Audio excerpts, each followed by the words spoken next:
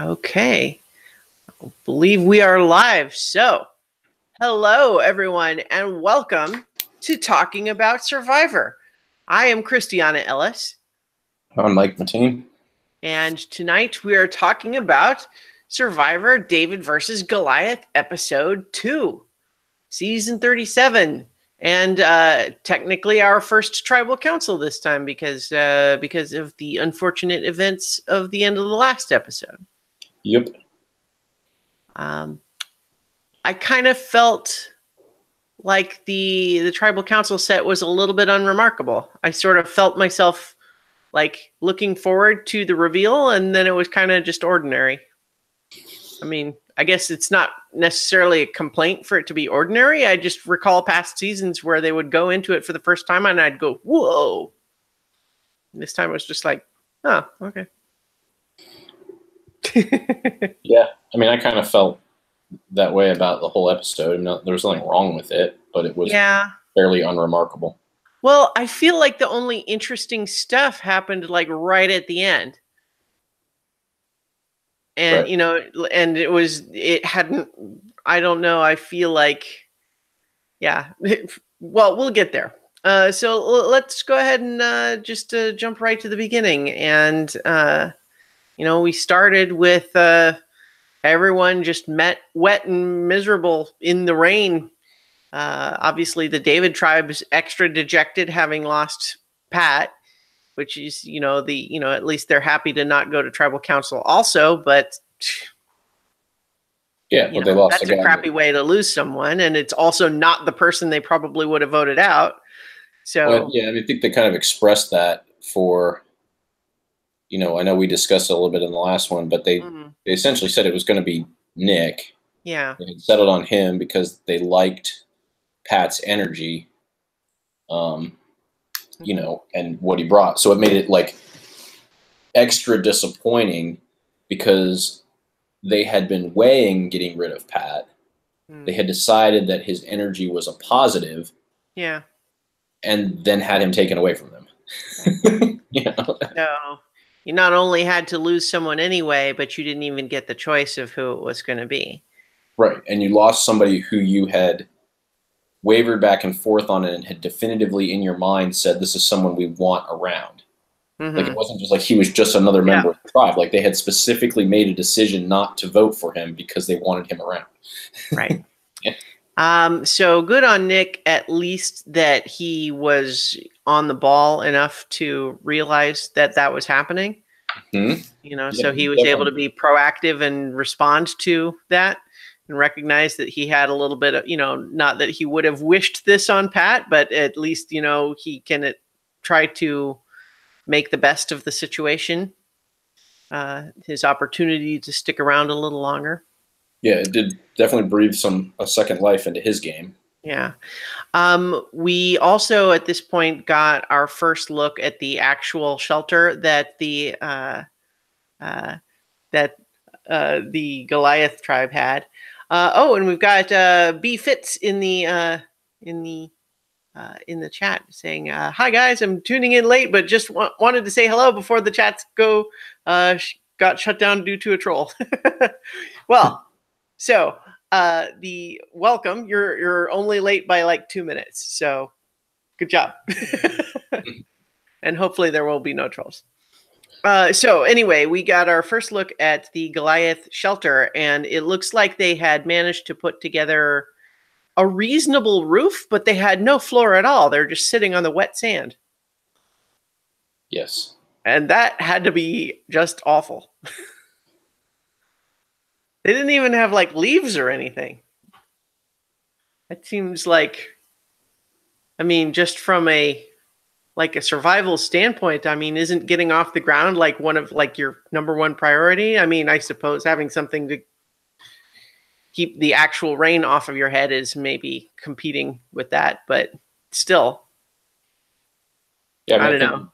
The trade-off is, I think you need the roof part first, but yes, there was probably a time where they could have evaluated some way to not be sitting in the wet sand. Yeah. Yeah.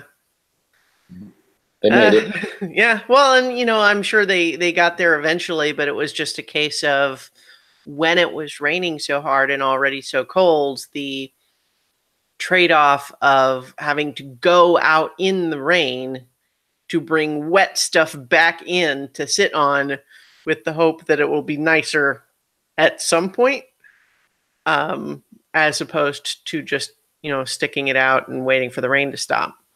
Which, I guess, but it's just one of those, it's the balance of how much better the David's Tribe shelter managed to be, and I'm sure it was still no fun with the weather, even over there.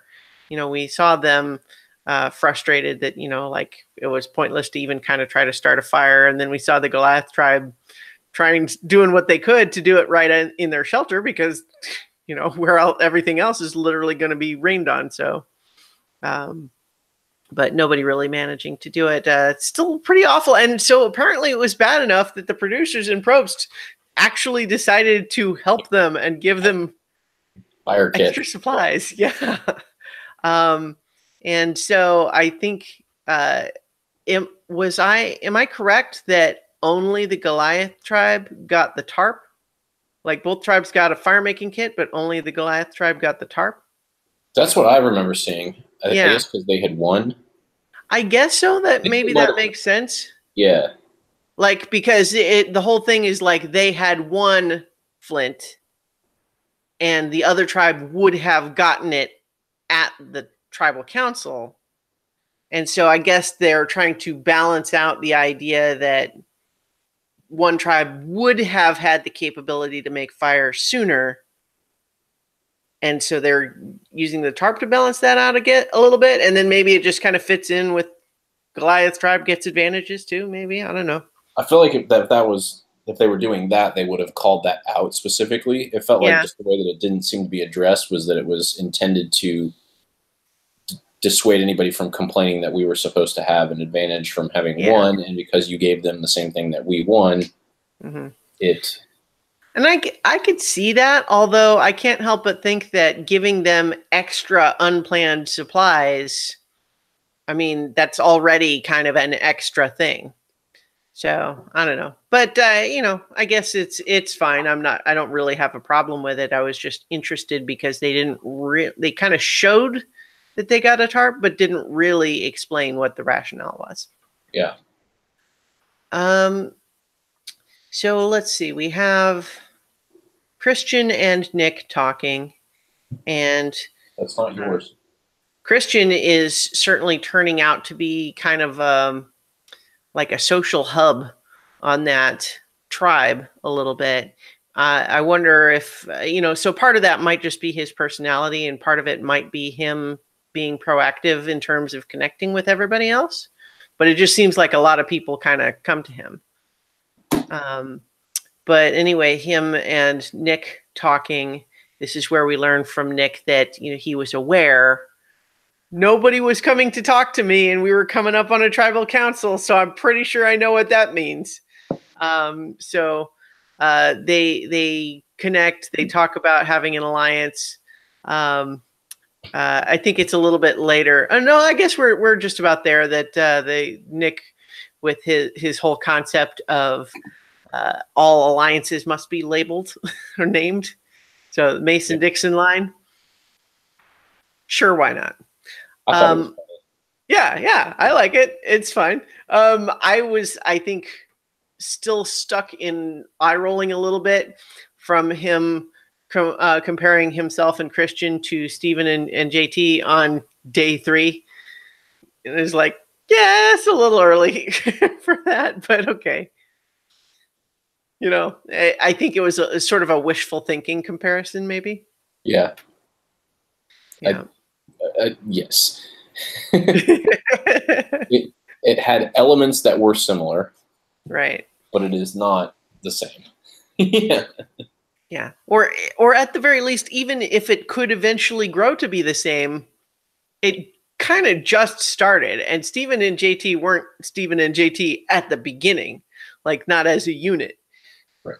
But anyway, we also had Dan over at the Goliath tribe, talking about how, you know, despite the weather, he's living the dream. You know, he's got the idol, he's got Kara by his side, and he's being pretty cavalier about the whole thing.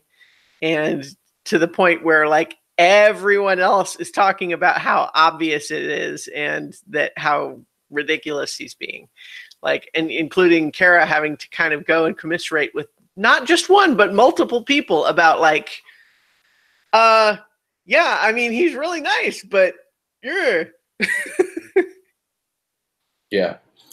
So this is the part where, again, part of what struck me with, like, why I kind of left when you said the tribal council set was unremarkable, and I said that was sort of the whole episode for me. Mm. This was kind of the beginning of it, and not because of what happened here, but because of the way they chose to put this episode together. Mm. And they spent a lot of time for us getting to know what was happening on Goliath, how they were interacting, how these situations, like, and this was the start of it. And yeah, they were interesting situations. Like, that wasn't the part that bugged me. It was, we became almost more invested in what was going on over there because of all these interesting stories. And then when they didn't end up losing the challenge, it felt like we just kind of rushed to kind of understand what was happening in the other tribe. You know, yeah. Not that we didn't see anything over there. I mean, we obviously did, but they spent the time over there with the alliance forming between Christian and, you know, the Mason-Dixon line thing, which of course is important later. And then obviously we'll get to, you know, the idol search or find. He wasn't really searching, you know. And that was, I mean, he was looking, he kind of said, but yeah. Looking well in his normal day-to-day behavior, which I thought was even cooler. Yeah. So we had kind of that's all we dealt with over there. And then we had all this stuff over here. So we kind of left with a weird feeling of we just weren't all that invested in who they chose. Yeah, and I mean, I do agree. And I feel like part of what contributed to that feeling is that it was kind of telegraphed too. Because I remember going into one of the first commercial breaks and feeling like they're spending a lot of time on the drama at one camp, and sometimes what that means is that that's the sort of through line that develops for the episode, but it feels weirdly lopsided to be happening pre-challenge. And so that makes me wonder if it's actually going to go the other way. And then it did, and it's like, oh, okay, so I guess all that investment, maybe there was just really no conflict happening over the David's tribe during that period. Yeah, I mean, that may have happened, and they may not have been, you know, anything they could have done about it, but it did contribute again to my overall feeling of just, okay, I mean, that episode was fine. Yeah. You know. No, I don't disagree. And I think part of what was a little bit of a wet blanket for me is that Natalie, unfortunately, just kind of continues to be a bummer. Like, she's just an energy sink. I don't know what's going on. Like, it seems really odd to me. Yeah, I mean, and I think we're about to get to that part where, like, when they tee her up to go on basically her apology tour and, like, win back some credibility, and she decides to take it the other direction. Yeah. And go accost everybody who already feels that she's not on board. Like, yeah, so, like, you want to sort of, Natalie is telling, everyone is telling Natalie, we're finding you abrasive, and it's kind of putting everyone on edge. And she tells every single person who tells her that, no, that's not true. I get along with everybody. And she's like, but in an aggressive way too. But yeah, like she's really like, I kept, like, I almost wrote that she was being defensive, but then I realized that, like, her best defense is a good offense is kind of her style. Is that her way of being defensive is to go on the attack. Yeah, she was definitely being aggressive. Yeah, and so, I mean, that's kind of frustrating too, because, I mean, you know, there's definitely been seasons where we had people who weren't especially likable, but I feel like, you know,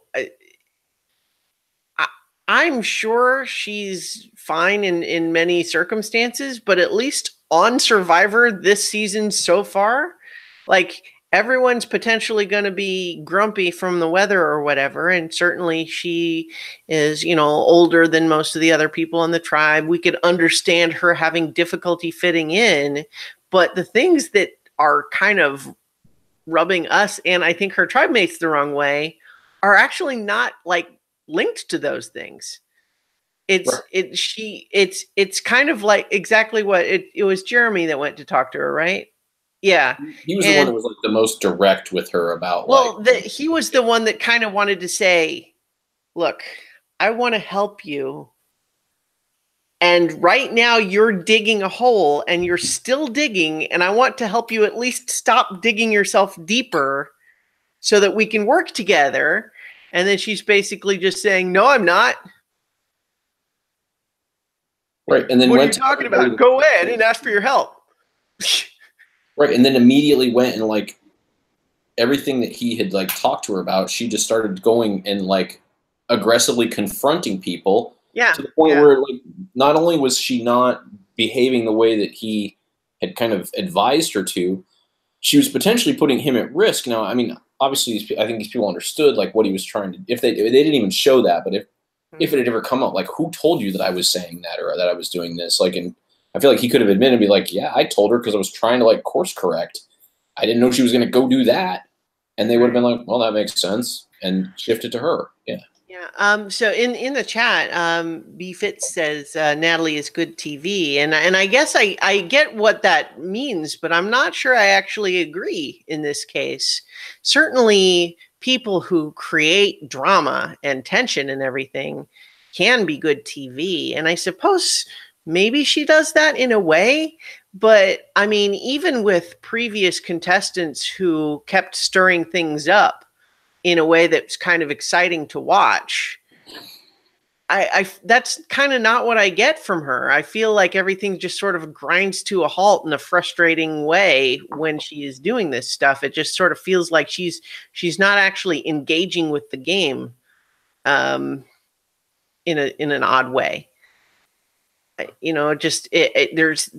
It's one thing for there to be friction, but everything just grinds to a halt with her. Like, you feel like you can't even have the conversation. She just certainly was interesting watching this, I guess, in a way, to me.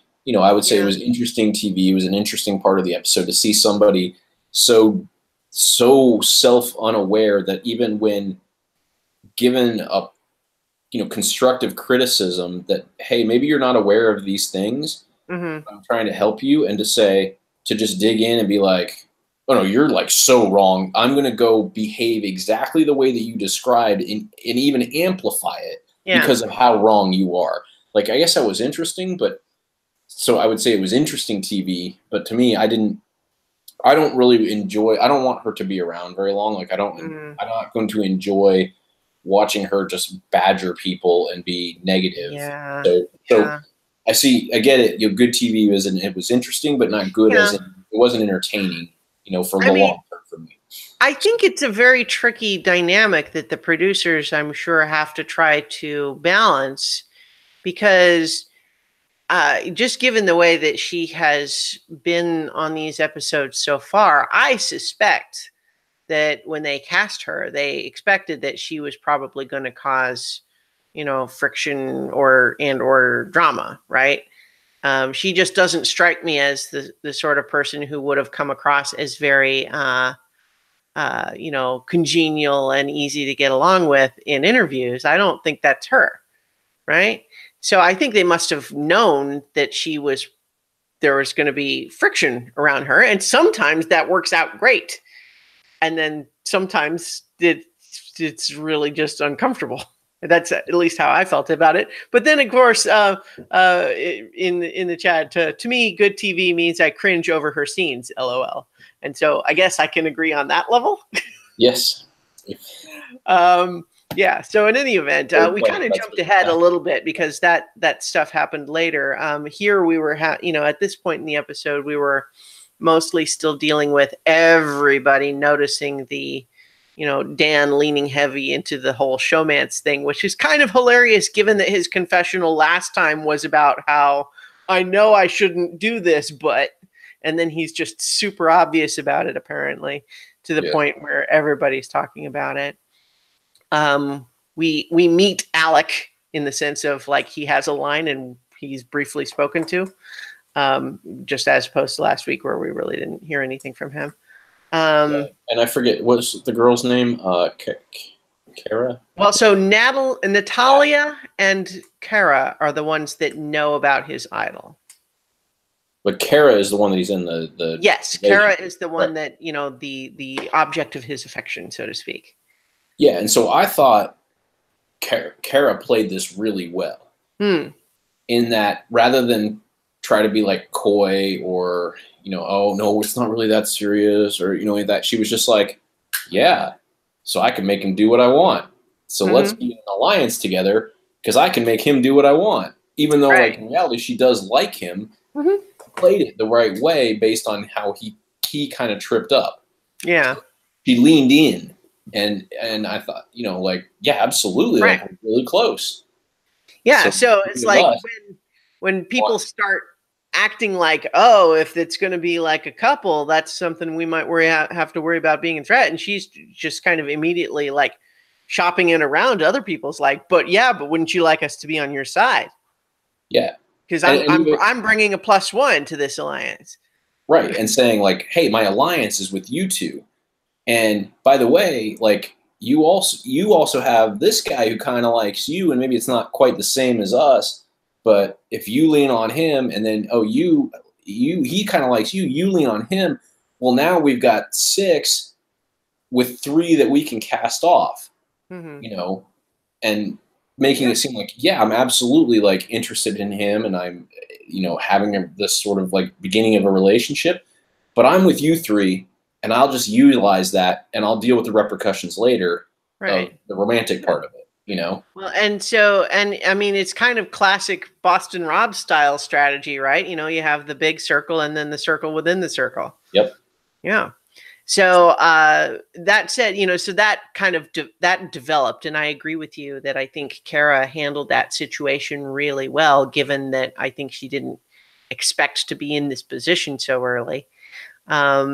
But at the same time, Dan is not doing himself any favors by acting so obvious. And then, of course, we actually see both Kara and Natalia specifically talk to him about, is it okay to leave the idol just like in your jacket pocket and leaving your jacket like unattended?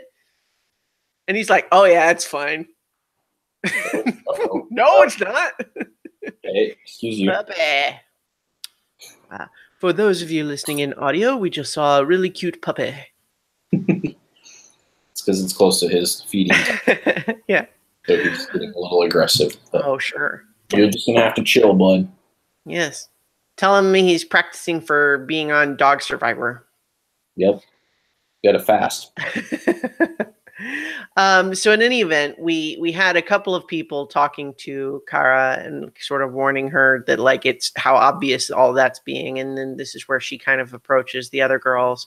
But then we also, first of all, we got it in kind of a snippet amongst some other things, but there was a fun little micro vignette with Jeremy and Mike where they're both kind of standing on the beach, and Jeremy is basically giving Mike really detailed instructions about how to sit the spear down. And then he kind of pauses for a moment and says, I am kind of like bossy, huh? Got to work on that. Mike's just like, yeah, you think? It's just like a little shot, a little scene in the middle of some other business, but I just found that really amusing. That just that taking a moment of self-reflection and self-awareness. It's exactly the sort of self-awareness he later criticizes Natalie for not having. But then, of course, we also have Jeremy being very proactive and finding Dan's idol because, like a dope, he left it in his jacket pocket with the jacket unattended. I mean,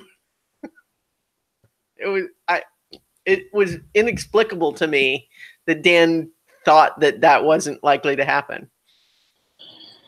Yeah, and it's also, I think what was more inexplicable was, like, I could forgive him for, like, not thinking that might be something that would happen, Hmm. but just even at the sake, like, that's just part of, like, having a rapport or a relationship with people is, like, sometimes if, like, they recommend that you do something, Right. it really isn't any, like, hassle for you, even if you don't agree with it, sometimes you just do it. You know, like, that's just what you do. Like, if they're like, you know what, I think it just makes a lot more sense. Like, don't you think we should maybe bury that? And be like, oh no, I think it's fine. But you know, you just never know. And you can be like, you know what, it's going to take me like 10 seconds to do that. Let me just do it so they stop bothering me about it. Right. Yeah. It's like, I want you to feel comfortable in this alliance with me. So if it will make you feel better, we can do that. Because, of course, it's not like you need it at any time other than tribal council. So what, he just likes it, I guess. And so that's how, you want your idol to get found. That's how you get your idol found. Yes. And Mike is very pleased that Jeremy, shares that information with him, that he found the idol. And he makes a valid point, but perhaps overstates it a little bit when he sort of implies that the knowledge of who has the idol is almost more important than actually having the idol. And I'm like, I would still say it's second place. I mean, it's good, but having the idol, I think, is better than just knowing who has it. Yeah, it is helpful to know, but it is much, much, much more valuable to actually be the person who has it. Yeah. In the chat, has Dan ever watched Survivor? Well, it's interesting because that actually just ties back to, one of the things I was thinking when we were just discussing it a moment ago is that Dan, you know what? I am coming all around. Okay, I have to actually state things before I can add nuance to it. I was going to say maybe Dan is just not a suspicious person naturally, and he thinks like it wouldn't occur to him to snoop through people's stuff. And so it doesn't automatically occur to him that other people would. But isn't he a cop? Yes. So I don't know what's going on there, man. Anyway. Here's where we have back over at the David tribe, we have Davey finding his idol, and he just continues to be delightful. I'm a big fan of Davey so far. He reflects on having caught the octopus and feeling very satisfied with that, and so he's decided he's going to be the provider now. And we see him not only catch a tiny little lizard, which, immediately we're thinking that doesn't seem like it would be good eating, but it's bait for fishing. Great idea. And then also the fun little detail that he is using Pat's leftover shirt pocket to store bait. I mean, that's a good idea. It's just sort of a fun little detail. And then he just talks about, he's praying for just something to help him, stand out. And he's going out looking for food. And that is like the main thing he's doing. But he's also just kind of, keeping his head on a swivel while he does that. And sure enough, finds the idol. And he's just so happy. It made me happy watching him. Yes. Yep. Of note, did you notice that similar to the one at the other camp, this one looks different, but similarly, it looks like something that someone could have made as a fake? Yes, I did notice. Very basic. I was paying attention this time based on, you kind of pointing that out and me not really realizing it. Yes, it I don't know. I mean, obviously it's deliberate. I mean, they deliberately designed the idols. Yeah. But yes, it very much so someone could make something that resembled this. I mean, because his was different from the other one, but it looks like it's just sort of almost ordinary twine with some basic wooden beads in it. Now he said when he was talking about the smell, he described leather, so maybe there were like leather pieces on it. Like sometimes you have those little leather circles that go in between beads on necklaces like that. I thought so they don't rattle so much. I thought maybe the string itself might have been leather. Maybe. I thought it looked like twine, but it might have been, In any event, it's a very basic looking idol, which I think is a cool idea, and I really hope that comes into play. Because it's something they could do as an option. That this idea of is it real? Is it not real? If you're showing it to people, you want people to think it's a fake, but you do have the letter. So, so like when Jeremy finds Dan's idol, see, he found Dan's idol with the letter, and that's how he knows it's real. But imagine if Dan hadn't kept the idol with the letter. If Jeremy had only found that idol without the letter, would he have concluded for certain that it was real, or would he have maybe thought, oh, Dan's making a fake? Yeah, that's true. Well, we'll see if that comes into play. In any case, I'm glad that you agree with me that seems like a deliberate choice being made by the producers. Yes. Okay, so I think this is where we got some of the stuff with the David tribe, where it seemed strange to me that there was so much strategy talk pre-challenge. This is where we had the David tribe talking about I think it was maybe led by Carl, saying, if we have to go to tribal council, if we lose, we have to keep the tribe strong. So maybe Lyrsa would be the weakest.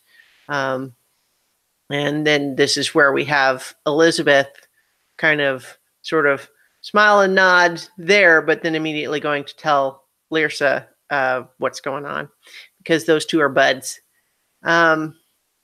Also, there was a weird bit here where Christian asks Nick for help for taking off his very tight shirt. And I was kind of thinking, what's that about? Because it didn't seem like it was anything other than a sincere request, except what? He needs help taking off his shirt? What? Now, I mean, the only thing that occurred to me is maybe he's just concerned that since he's going to be wearing this shirt every day for several weeks, potentially, he doesn't want it, he wants it to not stretch out too much. But I didn't think about it that much. I didn't think about it. I just thought it was such a weird request. It looked kind of just like a sort of fitted t-shirt, but he asked for help taking it off. That just seemed weird to me. I mean, I don't know. Anyway, maybe it's no big deal. I just don't understand.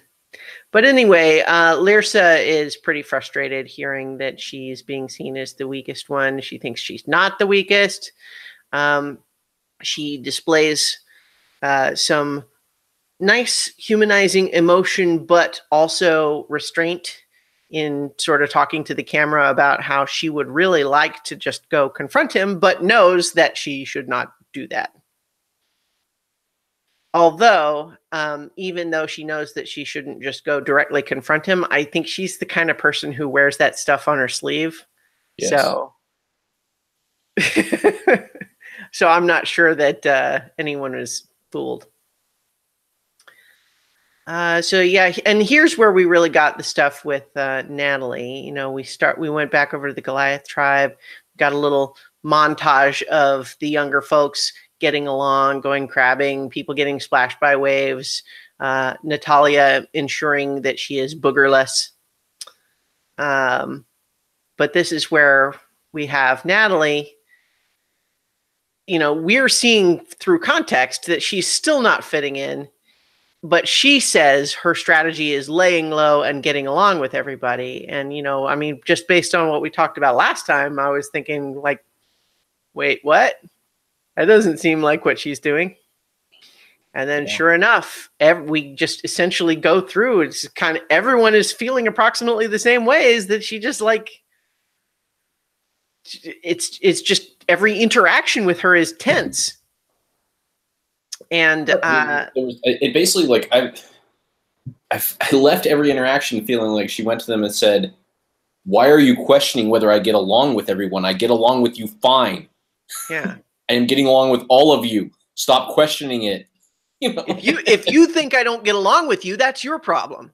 Right? Yeah, I definitely get along with you. If we're not getting along, it's because of you.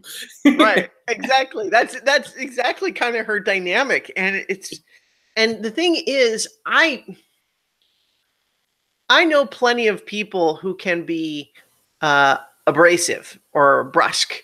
Like, I feel like that's it's a type that you can run into anywhere in the world, of course, but it's a type of person that is fairly common in the engineering field. You get people who are good technically, but maybe not as much in the social skills, for example. That's a personality type that I encounter frequently. I feel like I'm usually pretty good at working with those people.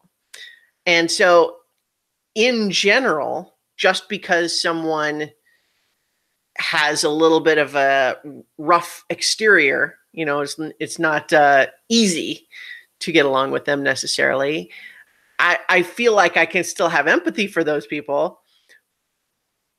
But Jeremy works so hard to get through to her and help and just say, if we can just take it down a little bit and just try to chill out a bit, we can all work together and this doesn't have to be a problem.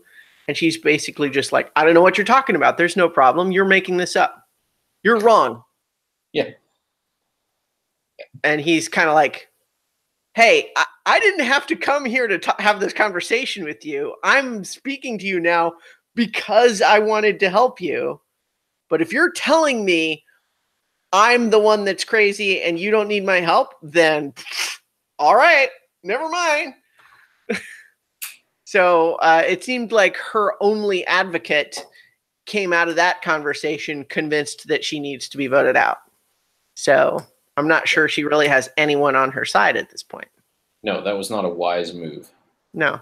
And she's banking on this like, well, they'd be stupid to vote me out because I'm older and not good. I can't win this game. And then she started like, aggressively going like, why are you considering voting me out? I can't win. And it's like, just chill. Like, that was what he's telling you. Chill. Just chill. Well, and chill. Yeah, bud, you know that word. She's thinking about it in like the abstract of the idea that I think in the abstract, we imagine early in the season when it's still very much a tribe versus tribe game. Yes, you want to keep the tribe strong. Although I would argue that because of the increased, the frequency of merges, arguably it is a better strategy, even if you're on the losing tribe, to just not be the one to get voted out on your losing tribe, as opposed to voting out someone you could work with later just to keep the tribe strong. It's certainly, I think you could argue either way, right? Like there's merit to both approaches. But for her to sort of say, obviously, I'm not the one that should be voted out because I can't win at the end. This early in the game, they're just feeling like you're making everything difficult at the part of the game where it's like it shouldn't have to be this difficult yet. Right. So I don't know. Yeah, I feel like I'm still missing a piece with Natalie because I just don't get what's happening with her, because I could imagine people acting like she acts here, but why what did the producers see in her that led them to cast her is, I guess, what I'm wondering. Maybe they just thought that this tension would be more fun. Maybe for other people it is. BFit says, I can't wait for a tribe swap. And I in some ways, like, I don't disagree, but at the same time, like, this is only second episode. Yeah. You know, so that's kind of I don't really think we should be eager for a mix up in episode 2. But yeah. I mean, like, I don't hate the season or anything, but yeah, she's kind of a puzzle. She's hard. Yeah. I don't. Tribe swap definitely would be interesting. On the face of it, yeah, I'd like to see though this play out. Like, right. Let the theme play out a little bit. You know, like, you put a group of people together who, you know, clearly are better at challenges that aren't where the final part is not worked on by someone who wrote a computer program on how to solve the puzzle. Yeah. I think we're about to get to the challenge, but it reminded me that they designed, this challenge was absolutely designed to eradicate any lead. Yeah. And they still didn't give it up. Well, I want to talk about that. We're just about here at the challenge. So it was this land water obstacle course ending with a puzzle. Probst does explain to the Goliath tribe what happened to Pat. And, you know, there was some interesting stuff happening with those first stages of the challenge. But you're right that by the time we get to that puzzle and they're working on it, and then it says an hour has gone by. And I'm feeling like if the puzzle takes that long, then the 3 or 4 minute lead, if that one tribe had at the beginning, is meaningless. Yeah. That's all for TV. Yeah. Because that's more fun to watch. Like, yeah, I mean, the puzzle was interesting, but it seemed much more like a late game individual immunity type challenge. You know, we've seen challenges like that. You know, the mechanic of having to keep the balance platform, right? You know, like, we've seen that as an individual immunity challenge. And this one was, you know, had multiple pieces, and that's what made it the team thing. But it took so long that it just kind of felt like why the rest of it doesn't even matter. Yeah, and let's just say we know that, but the running of the obstacles is more entertaining to watch. So they just put it in there because, again, it's good TV. Well, the other thing too, where some of that may have had something to do with it, is just apparently the weather was super hot. Stop acting up. The weather was super hot, and so it looked to me like a big part of why the Davids really just got nowhere with that puzzle. Like, they cut to an hour later and they had nothing. It's not like they were just behind. They had nothing. Right. They didn't even seem to be really working at it that hard at that point. And I think that they were just all overheated. That seemed like they were all kind of just suffering from heat exhaustion. And the Goliath team was weathering that better, to, you know, use an on the nose phrase. And so in that sense, the strength and athleticism of the Goliath team being able to complete the other parts of the challenge without succumbing to the heat may have led them to be in better condition to do the puzzle once they got there. Right. I mean, I'm just speculating at this point, but just the fact that, I mean, it was obviously a difficult puzzle, but after an hour, when we saw the Davids with basically nothing, I was like, wait, that's weird. What's happening there? you know, and we had, you know, we had a little bit from them earlier where, you know, they were swapping people out because it was so hot. But yeah, so that was a weird challenge, just with the puzzle so out of balance with the other obstacles, and then the just one tribe blowing the other away, even with the puzzle. And then sure, so you know, the Goliath team won, and they won fishing kit, including a for the first time ever Survivor fishing pole. So, I mean, not that it's a big deal or anything, but it did occur to me to just wonder why they've always they've always just had like the spears and the lines and stuff before. So like, why, I wonder what led to the decision of having a fishing pole in there for the first time ever. There must be something with the way that they are with like a tide pool or something where a fishing pole would actually be useful and just hasn't necessarily been before. Mm-hmm. That's all I can figure out. I was like, because again, they made such a, like not a big deal out of it, but they did call attention to it. Yeah. I said, well, maybe there is some geographical change, you know, that they've realized you can fish with a fishing pole. Yeah. You know? In the chat, BFit suggests that perhaps the bad weather may have screwed up the challenges, in the sense that like this challenge, maybe they had to change aspects of it because of the weather. Yeah. Also points out they don't have rice or chickens in this season. So that is actually an interesting point. I hadn't. Yeah. So yeah, well, I mean, we'll see if the fishing pole comes into play, but it's also might be an example of something of, just in order to try to keep the show fresh, maybe they just have the producers kind of in the mindset of, just because we've always done something a certain way, let's not let that mean we don't ever consider options. So just because we've never included the fishing pole before, maybe we could. Would that change anything meaningfully? Maybe not, but let's not keep it the same just to keep it the same. Yep.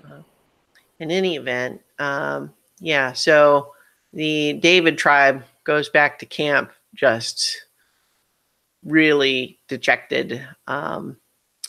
Several of them just feeling really like defeated. And that's actually where I kind of got the idea that maybe the heat played a really substantial role there. Because what they were kind of talking about was the idea that like they just seemed invincible. But, you know, like the whole, you know, like 85% of the challenge was just the puzzle. And so, you know, it being more like an endurance thing might have come into play. I did like having B. I think they said it was the pronunciation is B, with trying to talk everybody kind of out of that defeatist mindset, though. Of just saying, you know, it's like, hey, I do MMA, and it's about technique, not size. And so we can't let it get into our heads that they're undefeatable. And I thought that was great. So I liked that. I did find myself, as the lines of division started to form, I found myself more on the side with Lyrsa and Elizabeth and Jessica and everything. And so having B aligned with Jessica made me sort of not in their camp a little bit. But otherwise, I liked what B had to say about that. Yeah, I agree with that sentiment of that. I was kind of rooting for the other side, and because she was left out of that, she was by default like left out of the people I was rooting for. But in general, I like her and am rooting for her. Yeah, right. And you know, part of what the other side sort of solidified around was targeting Jessica because Jessica was tight with both Carl and with B, like as separate alliances. And so taking her out of the middle disrupted a potential group alliance. And I thought that that was actually a good point about it. And I suspect that it was that sort of line of argument that persuaded Nick and Christian. Right, because to your point, like Nick and Christian are both clearly good students of this game. Mm. You know, and you can even see it by the fact that like Nick adjusted on the fly when he realized nobody was talking to him. He pinpointed right away that he was in trouble. Mm-hmm. Given that second life, and he was like, "Yeah, I got to change something." Yeah, it's on me to fix this. It's on me to fix this. And so to your point earlier of, you know, the mix-ups being earlier and the tribe swaps and all this, like, it's not just as simple as like keeping the tribe strong. Like, you need to play a little bit of a longer game. And Jessica just ended up in this wheelhouse of, you know, she's not so strong that she's like an advantage to keep around. Like, you're not getting rid of someone who is going to potentially, like, you know, we're not debating whether she is or isn't weaker than Lyrsa. We're saying it's not as much of a factor. And hey, by the way, long term, here's an issue that she has that Lyrsa doesn't have. Mm-hmm. And you say, yeah, that's perfect. Like, that is the perfect, like, kind of deflection to put on. You know, if they had tried to pick somebody who was really strong in challenges and said they have strong alliances are going to be a problem, the guys might have been like, yeah, you're right, but this isn't the time for that, because we do maybe have to make it another week or two without not wanting, like, because the more weeks that we don't tribe switch up and we lose challenges, the more chances are something could happen to me. Yeah, you know? yeah. So it was a good, just good compromise for them. And overall, I think, you know, I don't want to blame it on her age exactly, but just as for a reminder for anyone who's forgotten that Jessica was the 19-year-old who thought that it was going to be important to her game to tell people she was 22 instead. That was her. No, but oddly enough, that didn't come into it. No, wasn't even a factor. But at the same time, I think the impression I got from Jessica, even at this early stage, was I think she was still stuck. This is a little bit like what I was saying with Natalie. She's stuck thinking about the game in abstract as opposed to a game where she's playing with actual human individuals with their own thoughts and feelings about things. Right. Which I don't want to say is a lack of empathy on her part as a human being, but I think just that her mindset. So I think she put together in her head, it makes sense to keep the tribe strong. It makes sense that Lyrsa is maybe physically the weakest. Therefore, decision made, right? And why would anyone question that? And it kind of doesn't take into account that, well, Lyrsa certainly is going to question that. And what might she do about it? And how might she feel about it? And how might others feel about how cavalier you are that she's the obvious choice? I mean, I don't know that that was the reason anybody voted for her, but I know that in tribal council, there was a bit where she was a little bit too chipper about, you know, hey, you know, you don't want to wait until tribal council to start playing the game. And she was just bright-eyed and like just totally, and I'm just feeling like, well, I mean, you're not wrong that you shouldn't wait, but you are definitely wrong in your assessment that that's not what's happening. Right. Other people are definitely already playing.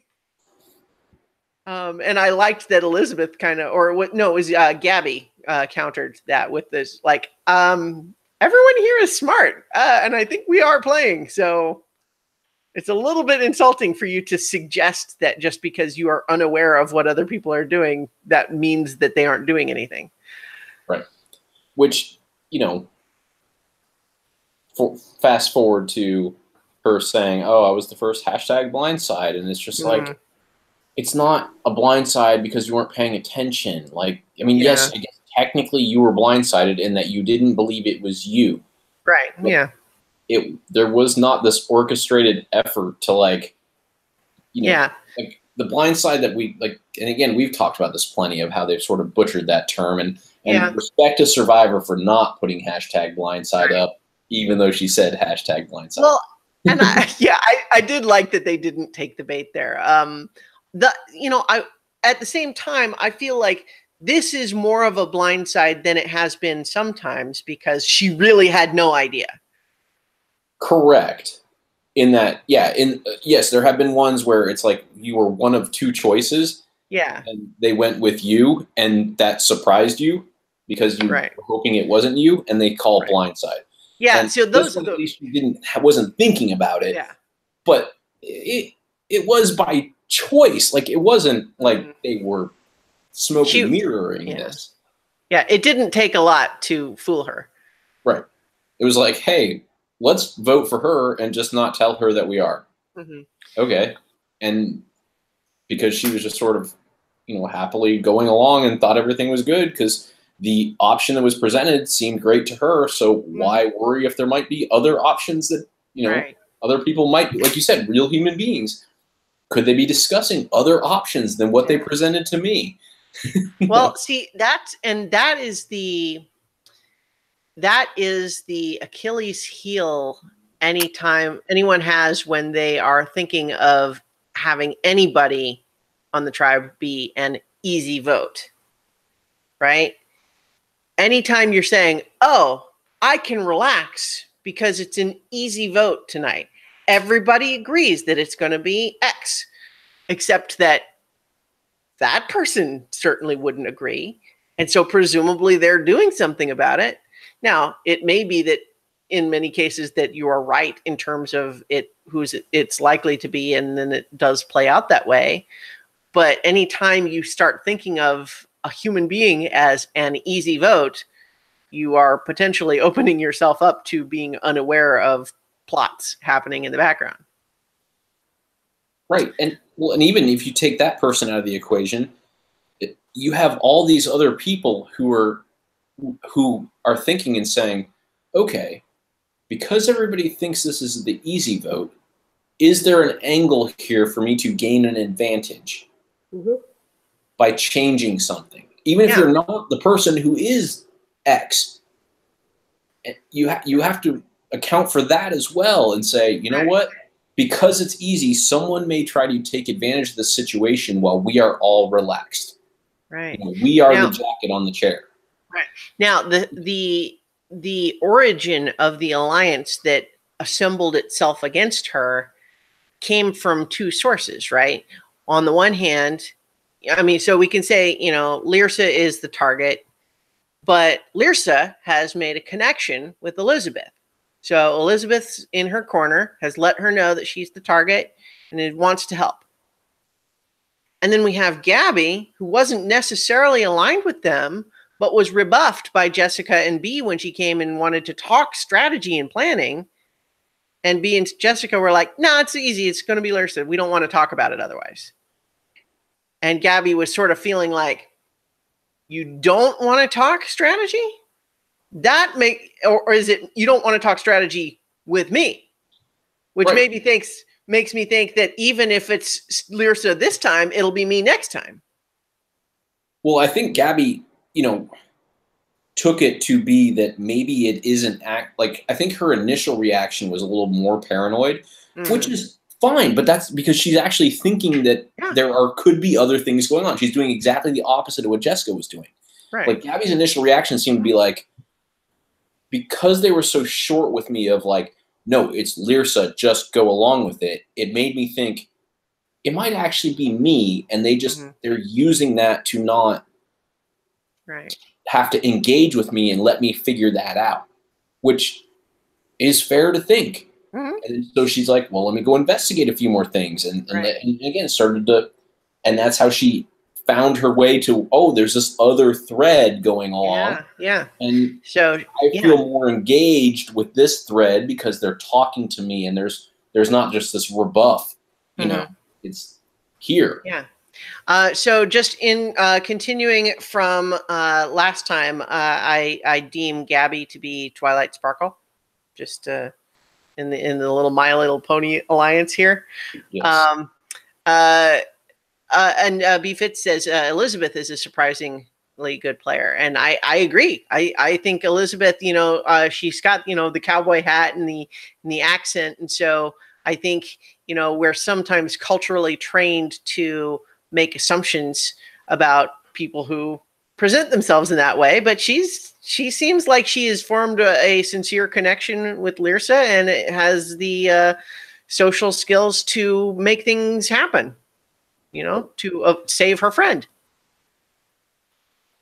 you know. And so they recognize obviously that they need more people though, so they take, you know, they check out, you know, Christian and Nick and bring the two of them in, and you know, and I think they kind of wisely realize that it seems like Christian is the deciding member of that pair, which is more or less true, although it's a little bit of a partnership still. Just to continue the thread of Christian being like a little dorky, there is that whole exchange of Gabby saying like, do you want to play with me? And he's like, oh, like in the sand? She's like, no. I mean, in the game. Oh, right. Yeah. It was just, she had been kind of like doodling in the sand with her finger and said, do you want to play with me? And he's like, what? Like in the sand? Well, I think it was goofy. What I think he thought was going to happen, I think he did know what she meant, but he thought like they were going to like write secret messages about how they were going to. Yeah, maybe. It was just this awkward moment. It was super awkward. Yeah, that's all I was getting at. Like, I don't know that. No, I don't think he thought they were just going to like play in the sand. I thought he was kind of drawing in the sand. And she's like, "Do you want to play with me?" He's like, "Ooh, are we going to do like secret sand messages? Like, do you want me to play with you in the sand?" And she was like, "No. Do you want to play the game?" He was like, "Yeah, sorry." I don't think he ever thought, hey, yeah, let's play in the sand. I think there was a moment where he wasn't sure what she meant and he was trying to get clarification. But yeah, it was still just, yeah. My take was that he was excited because he thought they were going to like play strategy in the sand, as opposed to not understanding what she meant, and her being like, "No, I just mean." You know. Yeah, because I think it was just like him, the idea that he might have misunderstood what she was saying in terms of, do you want to play with me? Like, if he thought for some reason she was bizarrely asking him to play in the sand, and he was like, oh, in the sand? Like, I don't understand why you would be asking for that, so I'm trying to get you to elaborate. And so I thought it could be some of that, but it was just all sort of awkward anyway. I think you're probably right, though, that that's probably kind of what he thought, but the way that he kind of replied to it, it just made it like they're not in alignment. No, yeah, like no matter which way either of them were thinking, like it just did not connect at first. They're grinding the gears a little bit in that conversation. In the chat, I heard someone describe Christian as a mime trying to get out of a bubble. With all of this, that's pretty funny. He does kind of do that. He does. Yeah. But in any event, I liked. Oh yeah. No, I'm definitely enjoying Christian, and I like his approach. His sort of there's a sense of fun to him playing the game. You know what I mean? Like, he is definitely thoughtful about the different implications of certain moves, but he seems like he's having a good time. Yeah. You know, like he is excited to have formed the Mason-Dixon line alliance, and it's clear that he thinks the name is a little silly, and it is, of course. Nick thinks it's silly too. The whole idea is that it's silly, but he is enjoying being a part of that silliness. Right, and part of what made that name appealing to him is the sort of pedantic like nature of how they came up with it. Right. You know, like, oh, well, because we know exactly where the Mason-Dixon line was, and it's like so relatable to, you know, like it was just so goofy that they like, yes, it's a silly name. It's also silly that they like went through this whole analysis of like how that made sense. Yeah, I mean, it's like someone trying to come up with their own nickname. That's really what that's like, right? But I liked that, and then I liked him sort of weighing the decision that he and Nick faced as we went into tribal council, where he's essentially talking. You know, we've talked in the past about the idea of the double-edged sword of being the swing vote, where you do have some power, but it is possible to use that power in such a way as to alienate yourself from both sides.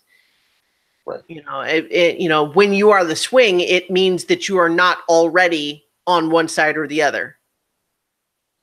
Now, in this case, it was more like the obvious assumption from the larger group initially was everybody's agreed we're voting out Lyrsa. And so the swing is them considering doing something else as opposed to them being an obvious outlier party. Mike's got cute dog doing something. I'm listening to you. I'm just he started with my soccer ball, so I have to make sure he doesn't bite it. I just liked that he was he was being thoughtful about the idea and the optics of being seen as making a move this early in the game, and how like that is not like automatically bad or automatically good. But it definitely attracts attention, right? You know, if it becomes clear that this happened because you and Nick sort of defected to join Gabby and Elizabeth and Lyrsa, people are aware now of that. You know, they see you as the people who said they were with you, and then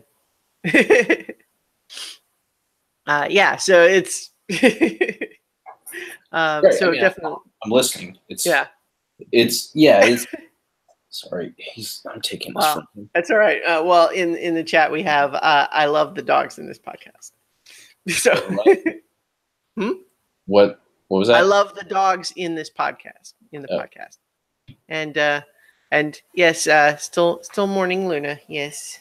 I hope to get another dog at some point. We'll see. So not to weigh that down, but we definitely have a very cute Mowgli still available. Yes. Even if sometimes distracting. No. You don't bite the soccer ball. It's not yours. It seems illogical that you would. I mean, why wouldn't you bite? You bite everything. So anyway, that all brings us to the tribal council. Right. The point, my reaction to your point is that it's nice that they're thinking ahead. Yeah. As opposed to, like, again, just the default to the easy vote. They're saying, okay, or default to the, let's shake things up, and like the blind side. Like, they're actually very meticulous about which is the right decision for us for this game, immediate and long term. How do we weigh this out? And that's what I liked about everything you just kind of went through. Like, that's my summation of it, and I enjoyed that. Yeah, I agree. So as we got into the tribal council, there was a little bit of a discussion of like the weather forcing everyone together, you know, strangers becoming a family, and Elizabeth kind of gives the platitude version of that, but then there's sort of a cut to Lyrsa, who obviously doesn't look like she's feeling that way. And, you know, who can blame her, right? I mean, and it's obvious, I think, Probst is, you know, on his game in this tribal council in the sense of detecting very clearly that Lyrsa is the odd one out.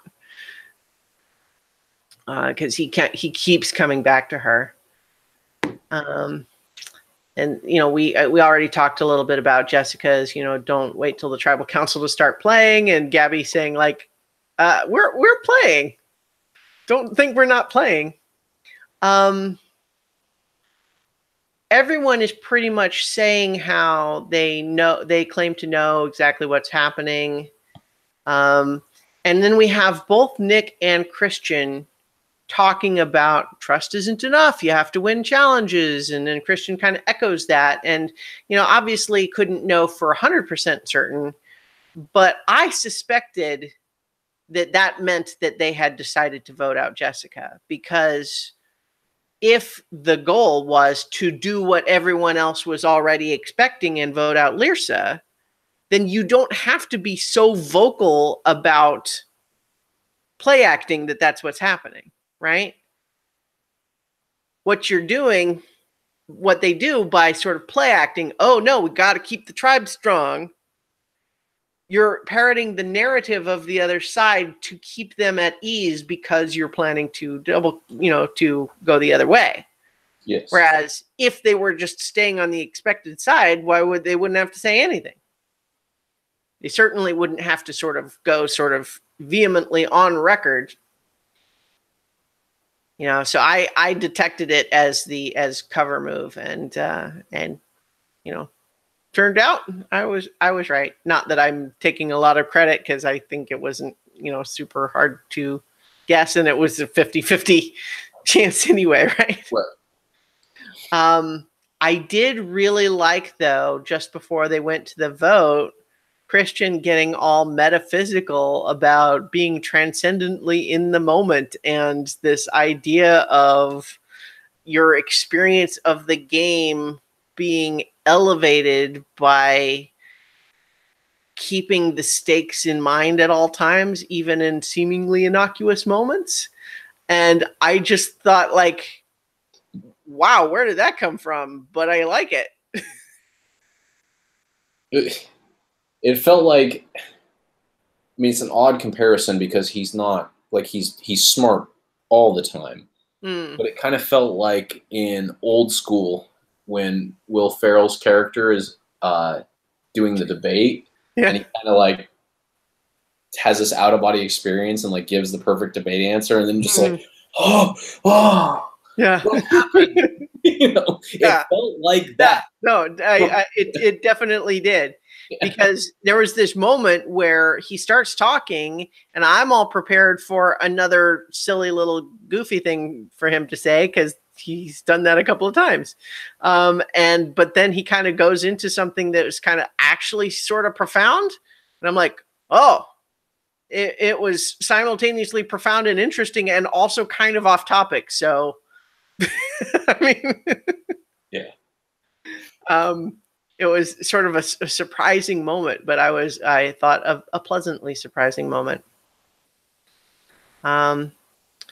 Interesting too, that as he votes for Jessica, what he says in casting the vote is, I wanted to work with you, but couldn't find a way to make it happen. Which is an interesting thing to say, given the sort of narrative that we saw, which was essentially he was trying to make a move by siding with the, you know, this other alliance instead of the broader group consensus. But maybe part of it is that he's been trying to have a relationship with everybody, but he was feeling a little bit boxed out in Jessica's case.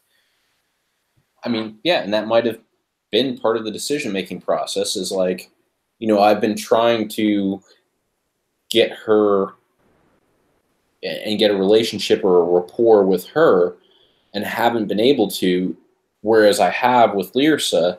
Mm-hmm. So maybe we should, even outside of all these other reasons, like maybe that's the tipping point is, yeah, you know, let's go this way.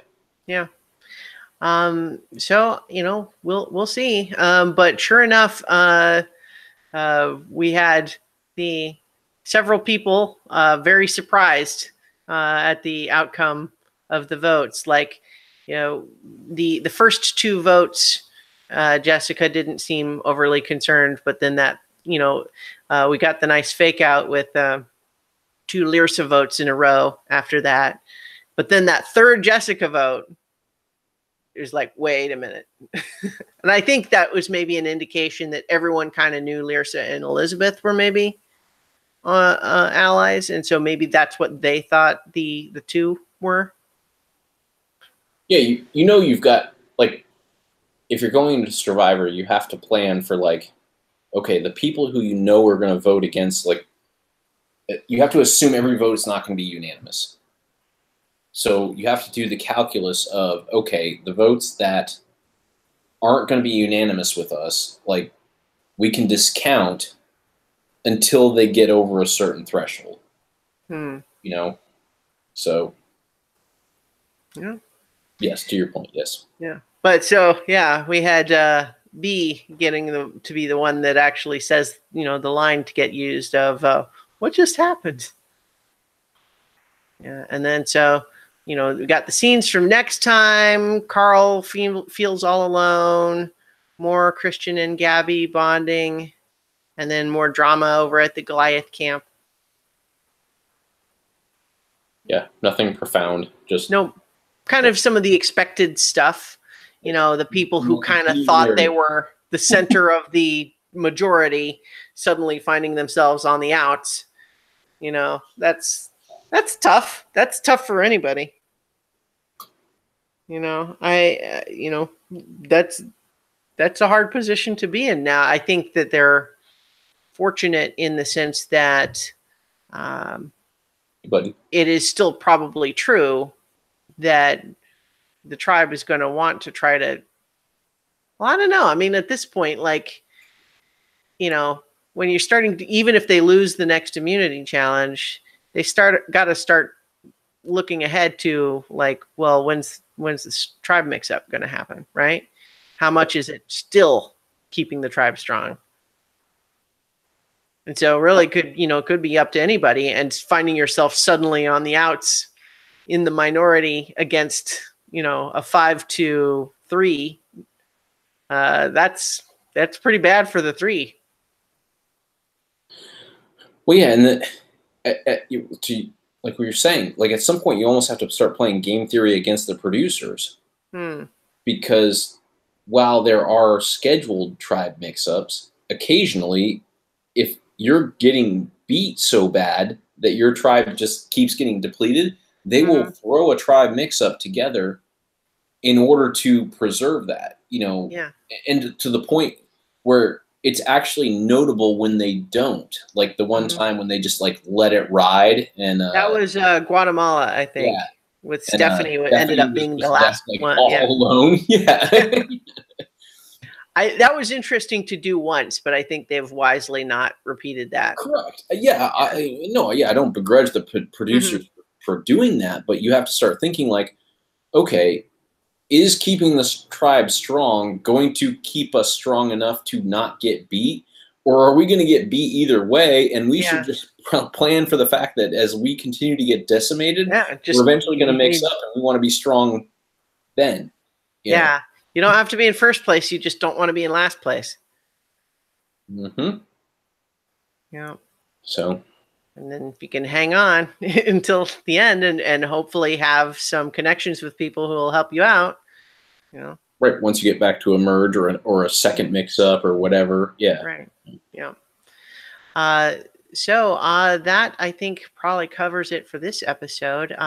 It's been fun having B-Fits along in the chat all along this episode, but also the last couple messages here. Before you sign off, I want to thank you for your Survivor discussions over the years. I have been following you since your initial podcasts. How about that? Wow. And that just had me thinking about how we started doing this in 2006. Yeah. That's crazy, right? Yeah, we appreciate it. Yeah. Anyway, so it was great having you along. And if any of you listening or watching this later, I think we're going to be trying to do Thursday evenings. as regularly as we can this season. So if you want to watch live and join in the chat, you're welcome to do that. And otherwise, you can, check out the YouTube channel and like and subscribe there. And the podcast version, of course, and everything goes at christianaellis.com. So see you around there. And in the meantime, we'll see you next week for more Survivor. Yep. Sounds good.